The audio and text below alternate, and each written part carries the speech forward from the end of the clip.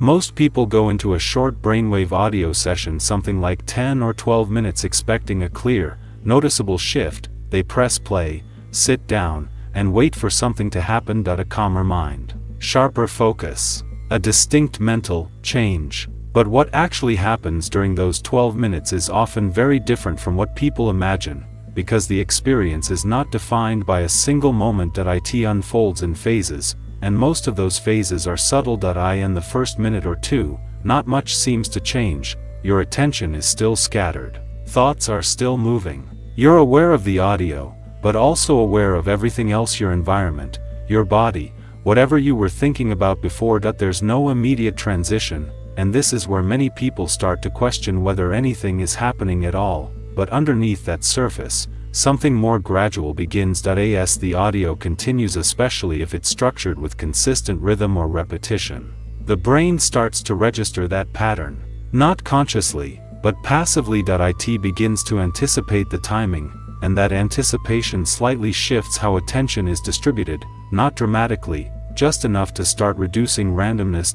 By the third or fourth minute, this can create a subtle change, not in how you feel, but in how your thoughts behave. They may still be there, but they're slightly less fragmented.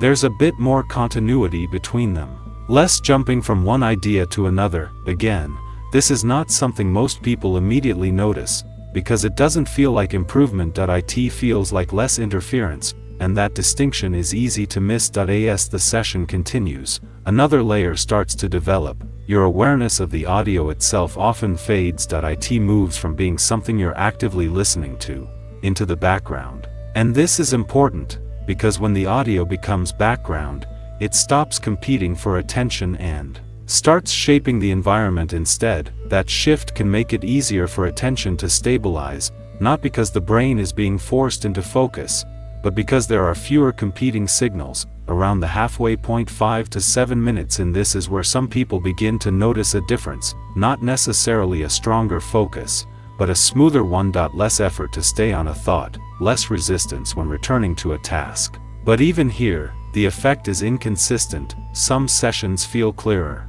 others feel neutral, and that variability often leads people to doubt the entire process. But that inconsistency is not random. It reflects something deeper, because what happens during those 12 minutes is not just about the audio. It's about the interaction between the audio and your current state. If you're tired, distracted, or overstimulated, the brain has more competing inputs to process. The audio becomes just one signal among many. If you're already in a relatively calm environment, the same audio may have a more noticeable effect, not because it's stronger, but because there's less interference. This is where a key misunderstanding begins to break down. The real issue isn't what the audio is doing. It's how much space the brain has to respond to it. As the session moves toward the final minutes, another subtle shift can occur. There's often a sense of stabilization, not necessarily deeper focus, but less fluctuation, fewer abrupt changes in attention, more continuity.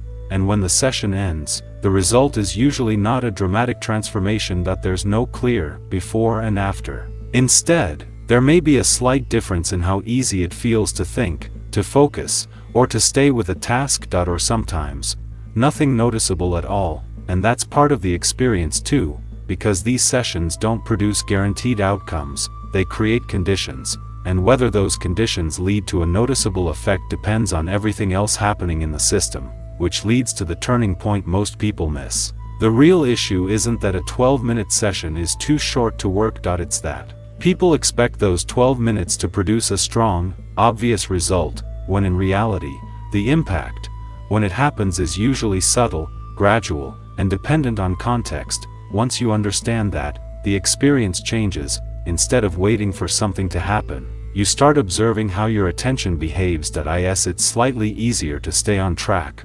Are there fewer interruptions in thought? Is there less effort required to refocus? Those are the signals that matter, not intensity but stability. And over time, repeated sessions can reinforce those patterns, not because each session is powerful on its own, but because they consistently expose the brain to the same structured conditions. A structured breakdown of how attention, rhythm, and cognitive load interact during short sessions can help you better understand when these effects are more likely to appear and how to recognize them without relying on expectation. If this perspective helped you see what's actually happening during these sessions, subscribing can help you explore more explanations about how small, repeated inputs shape mental performance over time.